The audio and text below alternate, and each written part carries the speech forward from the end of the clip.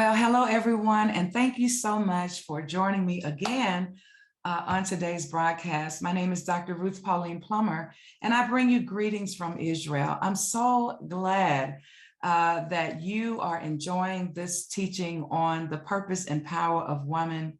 It has been amazing. It has been amazing. And today we're going to talk about the woman as enhancer. Women have one advantage over men.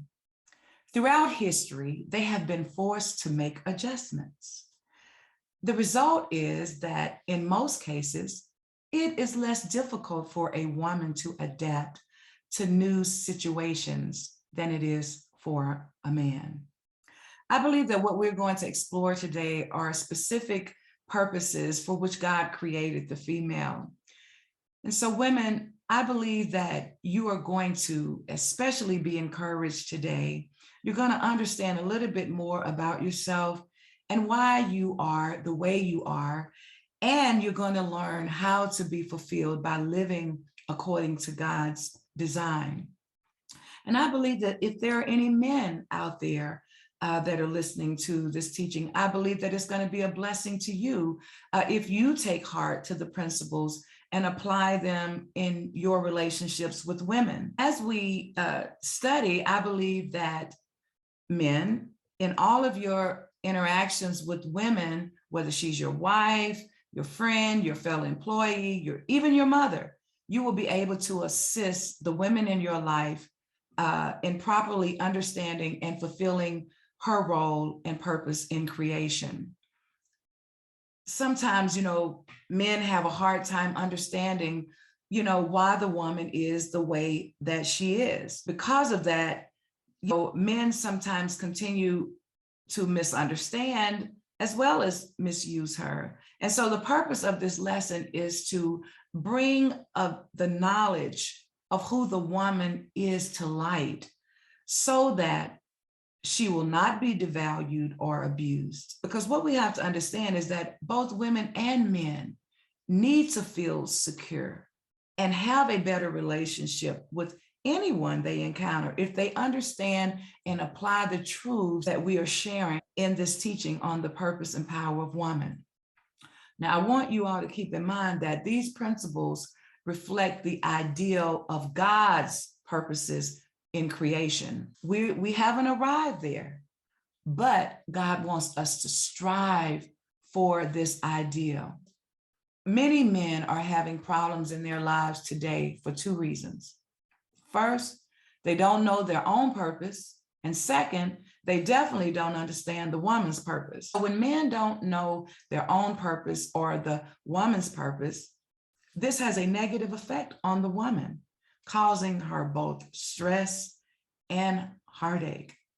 And so when a woman understands her purpose and how it relates to the man's purpose, she can bring much healing and fulfillment to her relationships.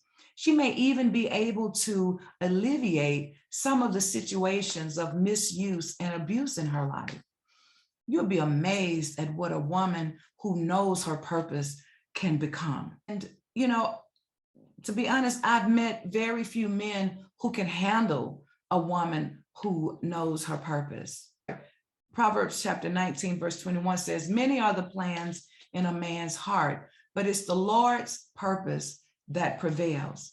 Many are the plans, the opinions, the doctrines, and the concepts that are in our hearts, but it is God's purpose that counts. And when we rely on our own understanding of these purposes, we run into difficulty. Yet, when we understand God's purposes for us, we can address the needs that come with those purposes.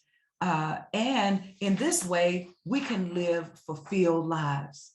Purpose determines design and also position. We talked about authority and submission in some of our previous teachings. And we've talked about that in terms of a woman being placed in her position, not because she is less important, but because of her function. And so men and women have the privilege of being different. And these differences are due to their specific roles in exercising dominion over the earth. I want to discuss with you for the next few minutes about a woman's dominion role as enhancer. Now, the male, who was created first and was given the role of responsible spiritual leader and visionary, was not meant to live in isolation or to fulfill his calling on his own. And as an enhancer, the woman is a co-leader who shares his vision and works with him to accomplish what they both were created to do. And so the woman takes who the man is and what the man has and enlarges and extends it. And in this way, his leadership is effective and their shared vision becomes reality. Now, this is not a co-leader in an organization, or I'm not speaking from a position of that standpoint. I am speaking of the position that God has positioned man and woman in, and to operate together in terms of humanity. And so the female has been placed in her position, not because she is less important, but because of her function. What we have to understand is that the woman is the man's companion. God always tells you why he makes something before he makes it. The Lord God said, "It is not good for man to be alone, and so I'll make a helper suitable for him." That's what he said in Genesis chapter 2, verse 18. And therefore, the first purpose of the female as enhancer is to be a companion for the male so that he won't be alone. So when you put the two words together, you see that alone basically means all in one. God said it is not good for this male man to be all in one, having everything in himself. So God drew out another self from him, that the man would have this other self to share with. And God made the female so that the male would have someone to give to, someone to share his vision with, someone to be a part of his life. Isn't it sad that many men don't see women in this way? The female was created so that the male would not have to be alone. She is his life companion. To companion means to accompany, to attend, and even to guide someone. It is the sense that a woman is a man's companion. The woman is good for the man. I said, the woman is good for the man. God said, it is not good for the male man to be alone. It is clear that when God made this statement, he meant that what he was about to create for the man would be good for him. And therefore, the word says, women are good, females are good. The woman was created for the man's good. And so I want to say to you, women, he knew what man needed, and it was you. And so when something is made for something else, it has within it the ability to give what that other thing needs. And when something is made to be good for something else, it has that which is good for the other thing. So therefore, my dear sisters, everything God created the female to be is good for the male. A female is very, very good for a male. But where purpose is not known, abuse is inevitable. A woman can abuse her nature and purpose if she don't understand why she is the way that she is. And also a woman who does not understand her purpose can be a detriment to a man. A man who does not understand the woman's purpose can be detrimental to a woman.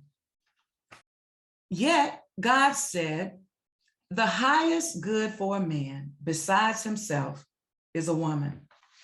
So in some mysterious way, in spite of what your past experiences in relationships might have been, a woman is, by our very nature, good for a man. You are good for a man. So as enhancer, the woman also enables the man to accomplish the vision and purpose for which they were both created. She shares in his vision. She encourages the man along the way and helps him to accomplish it. Now, if a man has a vision, a woman should do everything in her power to see that it comes to pass. Women, when you help a man, it doesn't mean you are putting him down or putting yourself down. It means that you both have equal responsibility, each in the proper position. In Genesis, when we read that God made the male first and that he showed him everything that had been created, then God told the man what to do with the earth. Therefore, the man was given the dominion vision first. It is important to remember that this is God's vision, not just the man's vision. Now, I want to impress upon male and female that it is necessary for a male to have a vision for himself, his family, and all those under his influence. He must have a vision, for he was created to be a visionary. And so after God had given the man responsibility and work in the garden, and after he had told the man to have dominion over the earth, the vision, then he said, I'm going to create a helper for the man. And therefore, one of the purposes of the woman is to share in the vision and responsibilities of the male. Now, a male is not meant to carry out his ministry by himself, okay? His vision was not supposed to be fulfilled by himself. And this means that a woman was not made to fulfill a vision by herself either. Everything that the female has, her talents, her gifts, her expertise, experience, and education was given to her to help the male fulfill God's vision. This is the reason why women have so much talent. The problem is that men and women don't understand their purposes. And so they end up using their talents against one another. The woman uses her talents to prove that she doesn't need the man instead of using them to help the man. The man hates this use of her abilities because he feels she's intimidating him. And when this happens, both of them lose their purpose in life. And both of them are dissatisfied because she can't fulfill her purpose without him, and he needs her to help him fulfill his purpose. And they need each other, but they end up working against each other. What vision did God give to the man? He said, here's the garden. I want you to subdue it, work it, cultivate it, make it better than it is, develop it, and produce more of it. In other words, take this planet and make it richer than it is. There is a seed in this ground that hasn't yet borne fruit.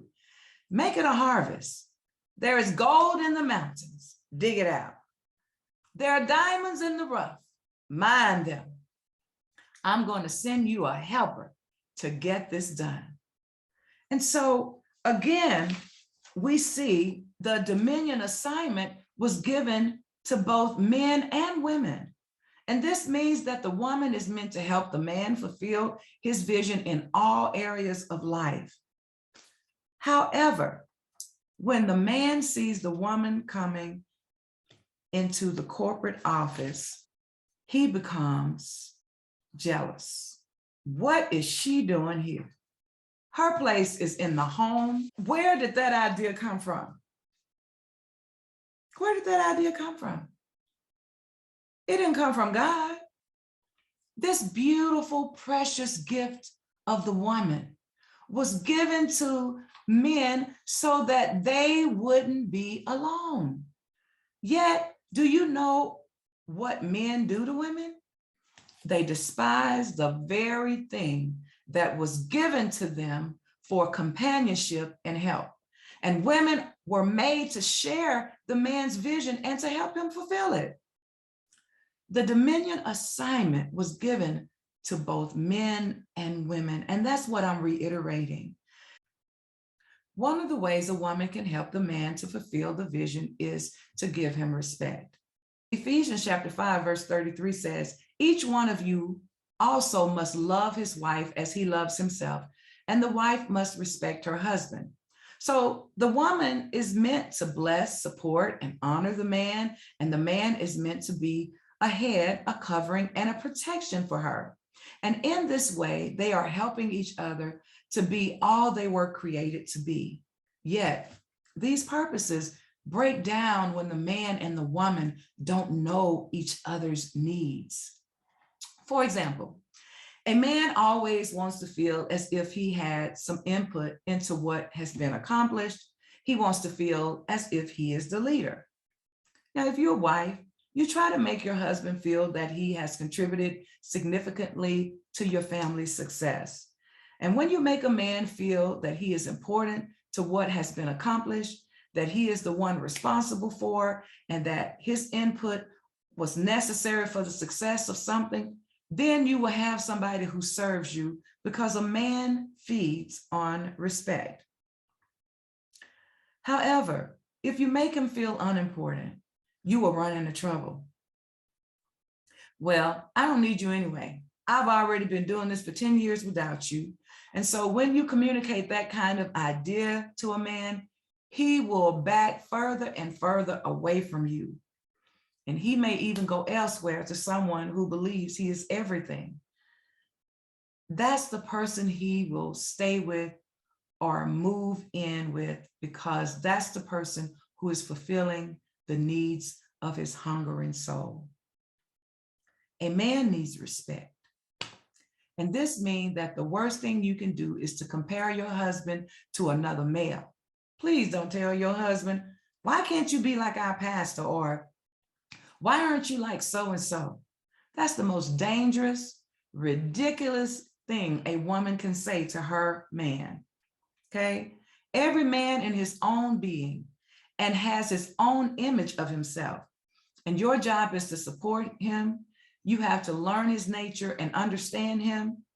And so the eyes of the woman must be looking to the needs of her husband. And I want to tell you something, women. Sometimes this is not an easy task, but as you get into the presence of the Lord will begin to show you how to meet the needs of your husband, and how to work toward that goal of making him feel that he is important, that he is respected. But you have to be willing to go on that journey. And as a wife, I can transparently tell you that that is a journey that I've had to take. And it has been a wonderful journey. It hasn't been easy, but it's a wonderful journey, because as I discover and understand the needs of my husband more and understand him as being created as the male man, then God gives me wisdom and he gives me insight on how to work with my husband to, to make sure that I'm, supportive of him and want to learn him. And I find that the more that you learn about him, the more you begin to like him, and the better your relationship will become. And I want to stress to you, it is not easy and it takes work. But when you desire to be pleasing to the Lord, and when you desire to truly be successful as a woman, and especially like with a woman like myself, I have to learn and had to, and is still learning how to be what my husband needs me to be. And that is a journey. But I want to encourage you to know that that's the best thing in the world that you can do for yourself, your husband, your children, your family, in every area, to grow in your business, your ministry, or whatever it is that you are endeavoring to do, seeking to understand the needs of your husband from God's perspective, not your perspective, from God's perspective, is the best thing that you can do for your marriage. And it might be hard, but it's worth it. A man needs respect. Worst thing that you can do is not give him that, okay? Our job as women is to support him, okay? Even if he is not perfect, we are to support him and to be an encouragement to him. So you have to learn his nature and understand him. Eyes of the woman must be looking to the needs of her husband, because the woman is the man's helper. According to Genesis chapter 2, verse 18, the word of God encourages us that a woman is created to be a helpmate. Because he said, I will make a helper suitable for him. And so a woman is a helpful agent for the man. And let me suggest to you that if a woman is meant to be a helper, she has been designed with many qualities and abilities that equip her to help. And so the woman's purpose is to assist the man in fulfilling God's plan for his life. And the implications of this are profound, okay? First, it means that the male has to have a plan. Otherwise, the female is in trouble. Second, it means that the female must understand that her fulfillment is related to the male's vision. In other words, she can never really be complete if she does not help him fulfill his vision. A woman has to think before she does anything. Is this a help to the man? If it's not a help, then she is abusing her purpose. When a wife decides she wants a completely different vision for her life than her husband's vision, they will experience a division. Die means two or double. The word division could be thought of as double vision. Whenever you have a couple who has double vision, they are in danger of divorce, because a house divided against itself will fail and it will fall. That's what Luke chapter 11, verse 17 says. So you cannot have two visions in the same household, or the man and the woman will be going in different directions. And that is why God created the woman to be in a helping position. Helpers don't take over, rather they assist. This certainly does not mean that a woman should not have her own interests and develop her own abilities. I am not saying that. It means that as a couple, they need to share the same vision for their lives. And so as a woman, even though you may be talented, educated, intellectual, experienced, eloquent, and well-dressed, God says, I gave you all of these things, not only for your own enrichment and enjoyment, but so that you can be a help to men. You need to use these gifts in your position of helper, of co-leader. What are you using your gifts for? Are you using them to prove to the man that you're just as good as he is? That's not a help. That's competition, okay? A wife and a husband need to share the same vision. And so the woman sometimes needs to exercise extra wisdom when helping the man, because the last thing men want women to believe is that they need their help. And so they do not understand how God has designed women to help them. God has said that the man needs the woman's assistance. Yet when she starts helping, he interprets her help as nagging. For instance, Sometimes the man interprets her nagging in this way. Imagine a man who is not doing what he's supposed to be doing in his home. And so his wife says to him, sweetheart, you aren't praying. You didn't pray over the food.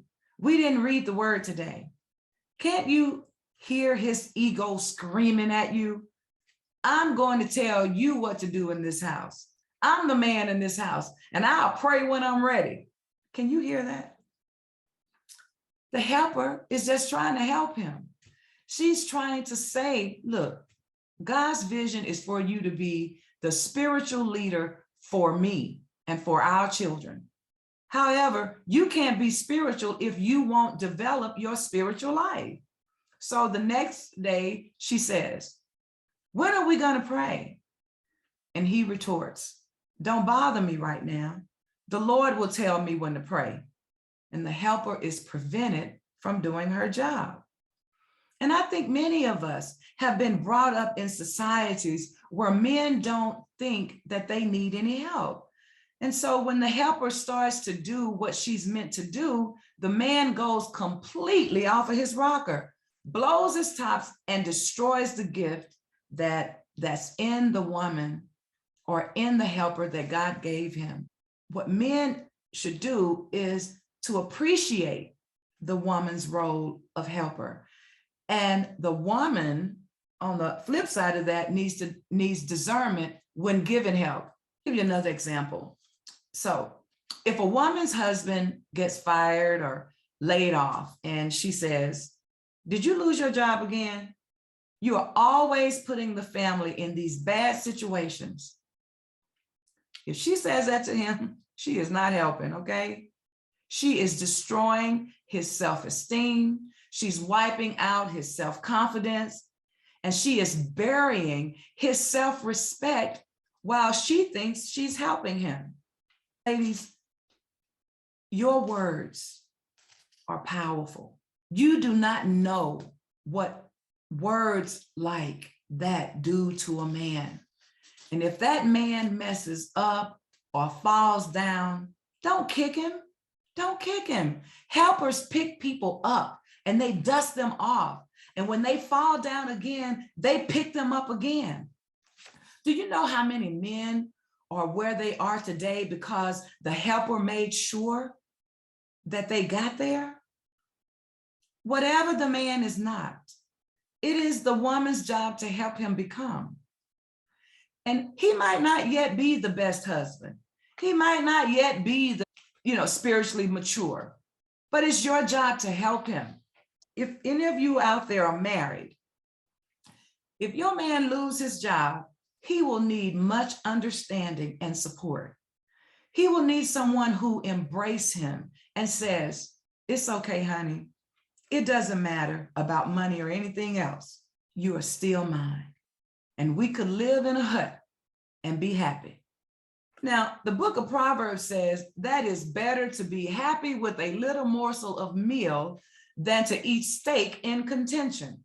And I would rather move back into a one-room apartment and be with someone, living in a mansion and there is total contention. You got to say to him, look, we can move back into that one-room apartment. As long as I'm living with you, it doesn't matter. We don't need a mansion. All I need is you.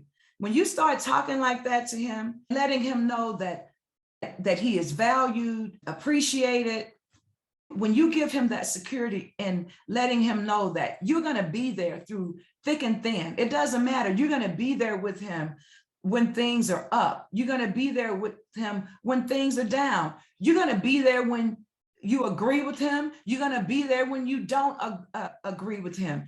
You have to give him that security in knowing that you're going to be there and you're going to weather the storm together. Now, I know that that's hard, but you can do it. You can't do it on your own ability, lady. You have to have God's supernatural ability to be able to stand in that position as a helper to help your husband or the men in your life, your brothers or whoever it is, the men in your life, to let them know that I'm there. if you want to see a man run out and look for another job or make stuff happen, then if you say something like that with sincerity, you'll see him change from Clark Kent to Superman.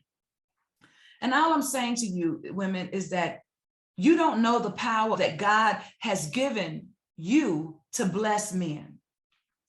As women, we can greatly help a man in his spiritual life. Now, if your husband don't pray, don't say to him, you don't pray. Instead, pray for him. That is the way you can really, really help him. And then encourage him whenever he shows an interest in spiritual matters. Don't make him feel as if he's not spiritual. Listen, I have seen women who do not know how to help their husbands after their husbands receive the Lord. For example, a woman prays for her husband for 20 years, and then he finally becomes a Christian. He goes to church with her, and she praises God for this answered prayer. Then all of a sudden, she becomes depressed. Why? This happens time after time after time. Why does she become depressed? Because her husband hears a statement from the scriptures, or he hears someone in the church say something about God, and he asks, where is that found in the Bible? And she overhears him asking this and feels bad because he is not yet an expert on the Bible. Or maybe he prays a little too loudly during the prayer meeting, and she feels ashamed because she thinks he doesn't know how to conduct himself. Listen, sister, the best thing that this woman can do to help this man is to let him ask these questions. Let him learn to pray and be thankful about the wonderful things God is doing in his life. A woman can help a man greatly in his spiritual life. Let me give you another example. Just say a woman sees her newly converted husband reading the Bible, and she says, why don't you take the garbage out? She's not helping. Look, that garbage can wait. You need to let him read, okay? There may also be some jealousy involved. She might say, now that you're saved, you sit and read the Bible for 3 hours at a time. And do you think you are more spiritual than I am? And all you talk about is church, church, church, church. Instead, what she should say is, I'll help you take the garbage out, honey. Why? Because she'll be helping him to become the spiritual leader of the home and the spiritual leader that she had been praying about, and it'll be a blessing to her. When many men try to move closer to God, sometimes they push their wives. Many men try to move closer to God. Their wives push them away from God. And instead of, moving them away, they need to help support their husbands' spiritual growth. Many men are put off by their helpers because they are made to feel very uncomfortable. And helpers are supposed to make people feel comfortable. A man cannot receive help from a woman who is antagonistic against him. He cannot receive help if she is offended by him. And under those circumstances, he needs all his power to maintain his purpose. So to help means to assist. And whenever the female decides that she is tired of helping and is now going to become the boss, her home is in trouble and her relationship is in trouble. And so in Genesis, when we read that God told Abraham he was going to have a son, and when the promise was delayed, his wife Sarah thought she would try to help her husband by giving him her maid as a concubine so that they could have a child through her. She was trying to help her husband, but she was trying too hard. God wanted Sarah to be the mother of the child, and she should have help by believing God and receiving the promise in God's timing. Instead, she created heartache and strife for herself and for her husband. And here it is. It's another point about the woman as a helper that we need to keep in mind. When God said that he would make a helper for the man, I believe that he intended the woman to be the helpmeet for men in general, not just for her husband. This means that if you are a woman, you are meant to be a spiritual help and encouragement to the men you encounter in your life. Please understand that I'm not saying a woman has to submit to other men as she submits to her husband. I am not saying that. Rather, what I'm saying to you is that you can be a tremendous influence for good in men's lives. And the helping nature of a woman can be exercised whether a woman is married or single, since it's a natural part of her makeup. And a single woman has much to contribute in this way. And if she marries, she can bring into her marriage this valuable experience of exercising her gifts and understanding the nature and needs of man. Now, if you see a man you know destroying his life with drugs, you can go to him and say, God has so much potential inside of you. It breaks my heart to see you on drugs. Now, you saying this will be helping him. You don't have to be married to give that type of help. Some men just need a good word from a good woman. And some men don't have good mothers. They have been told negative things about themselves all their lives.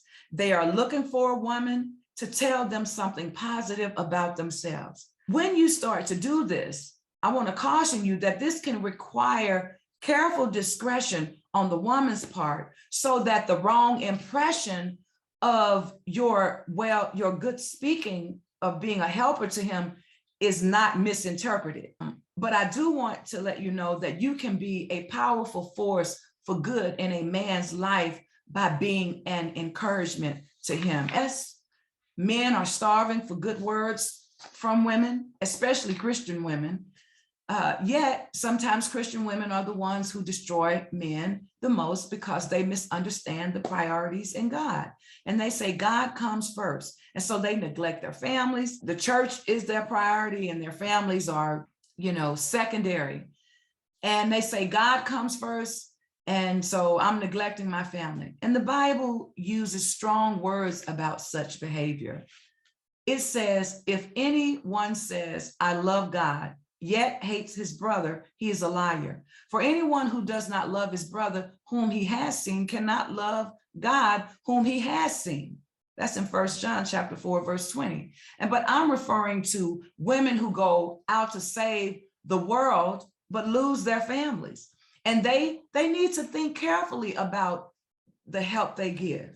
Instead of staying away from home every night of the week to attend prayer meetings, they should be finding ways to encourage and help their husbands and families. That is the way they can best love God. Wow. I'm going to stop here. We're going to pick up next lesson, the woman as an enhancer. But thank you so much for joining me today. I pray that you were blessed. Remember, you are special and you are powerful and you are God's enhancer to man.